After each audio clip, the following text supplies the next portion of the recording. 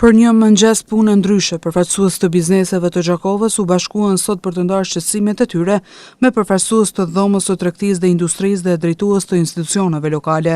Kjo kafe e përbashkët e larg formalitetit ka nxjerrë në pas sfida reale që sipërmarrësit përballen çdo ditë, duke filluar nga kostoja e lartë e energjisë deri te mungesa përkrahëse konkrete për produkte vendore. Organizatorët thanë se qëllimi i këtij takimi është të ruajnë interesat e bizneseve dhe të kuptohet më shumë se cilat janë problemet e tyre.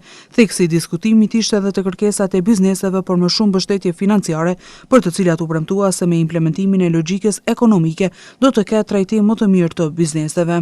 Gjatë këtij takimi u fol edhe për gjetjen e formave dhe mundësive të reja të promovimit të produkteve vendore nga prodhuesit lokal. Kjo pasi shumë prej produkteve të tyre gjenden edhe në tregun ndërkombëtar dhe janë pranuar nga blerësit e atjeshëm.